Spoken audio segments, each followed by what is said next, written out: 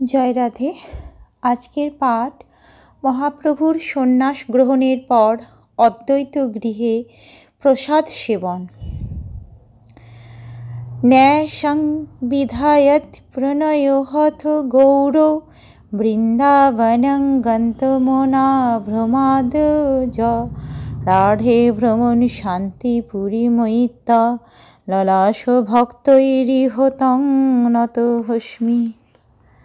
সন্ন্যাস গ্রহণের পর শ্রী চৈতন্য মহাপ্রভু গভীর কৃষ্ণানুরাগ বশত বৃন্দাবনে যেতে চেয়েছিলেন, কিন্তু আপাত দৃষ্টিতে ভ্রমবশত তিনি রাঢ় দেশে ভ্রমণ করতে থাকেন। তারপর যিনি শান্তিপুরে পৌঁছে তাঁর ভক্তদের সঙ্গ উপভোগ করেন, সেই শ্রী গৌরচন্দ্রকে আমি আমার সশ্রদ্ধ প্রণতি নিবেদন করি। জয় জয় শ্রী চৈতন্য, জয় নিত্যানন্দ, জয় অদ্বৈত চন্দ্র, জয় গৌর ভক্ত বৃন্দ। 24 বৎসর শেষ যেই মাঘ মাস, তার শুক্লপক্ষে প্রভু করিলা সন্ন্যাস। সন্ন্যাস করি প্রেমাবেশে চলিলা বৃন্দাবন, রাঢ় দেশে 3 দিন করিলা ভ্রমণ। শ্রী চৈতন্য মহাপ্রভুর জয়, নিত্যানন্দ প্রভুর জয়, শ্রী অদ্বৈত প্রভুর জয় এবং শ্রীবাসাদি শ্রী চৈতন্য মহাপ্রভুর সমস্ত ভক্তবৃন্দের জয়। 24 বৎসর বয়সের শেষে যে মাঘ মাস, তার শুক্লপক্ষে শ্রী চৈতন্য মহাপ্রভু সন্ন্যাস গ্রহণ করেছিলেন। সন্ন্যাস গ্রহণ করার পর গভীর কৃষ্ণ প্রেমে আবিষ্ট হয়ে শ্রী চৈতন্য মহাপ্রভু বৃন্দাবনের দিকে যাত্রা করেন, কিন্তু আপাতদৃষ্টিতে ভ্রমবশত তিনি উন্মত্তের মতো 3 দিন রাঢ় দেশে ভ্রমণ করেন। রাঢ় দেশ শব্দটি আসছে রাষ্ট্র কথাটি থেকে। রাঢ় শব্দটি রাষ্ট্রের অপভ্রংশ। গঙ্গার পশ্চিম পারে গৌর ভূমিকে রাঢ় দেশ বলা হয়, আর তার এক নাম পৌণ্ড্র দেশ। পৌণ্ড্র শব্দের অপভ্রংশ পেরো, সেখানে রাষ্ট্র দেশের রাজধানী ছিল। এই শ্লোক পড়ি প্রভু ভাবের আবেশে, শ্রমিতে পবিত্র কইল সব রাঢ় দেশে। নিম্নলিখিত শ্লোকটি উচ্চারণ করতে করতে ভাবাবিষ্ট অবস্থায় রাঢ় দেশে ভ্রমণ করে শ্রীচৈতন্য মহাপ্রভু সেই দেশকে পবিত্র করেছিলেন। এতাং সা আস্থায় পরাত্মনিষ্ঠা মধ্যা শীতাং পূর্বতৈ মর্মোদ্ধদ্ভি অহং তরিজ্যামি দুরন্ত পারং তম মুকুন্দাঙ্ঘ্রি নিষেবয়েব।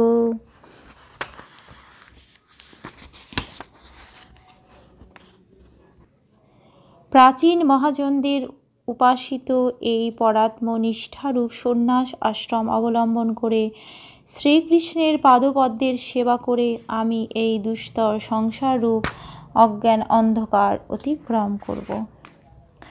প্রভু কহে সাধু এই ভিক্ষুর বচন, মুকুন্দ সেবন ব্রত কইল নির্ধারণ। পরাত্মনিষ্ঠা মাত্র বেশ ধরন, মুকুন্দ সেবায় হয় সংসার তারণ।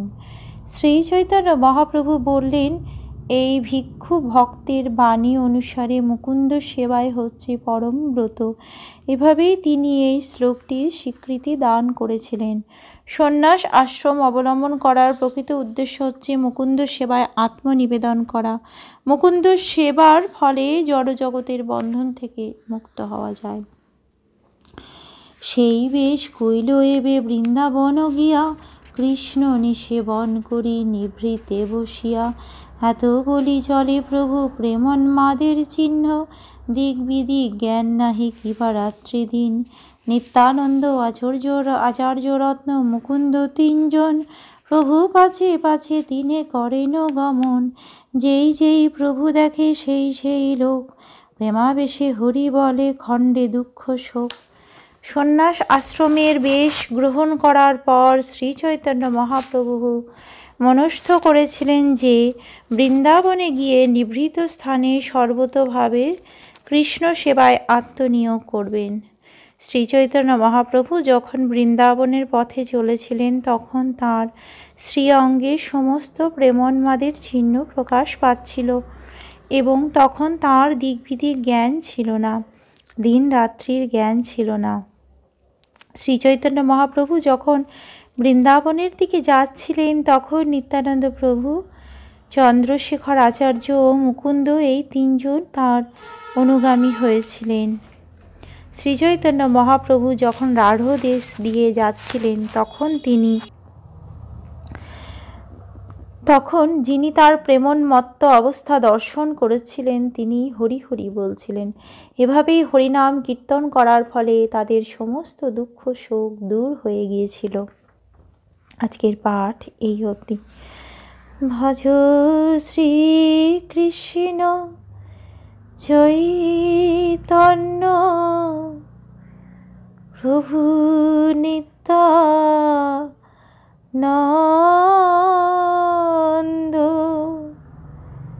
শ্রী অদ্বৈত গদাধর শ্রীবাসাদি গৌরভক্ত বৃন্দ।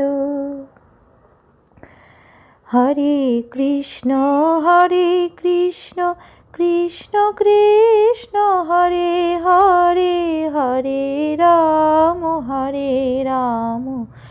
রাম রাম হরে হরে। জয় রাধে জয় রাধে, জয় রাধে জয় রাধে, জয় রাধে।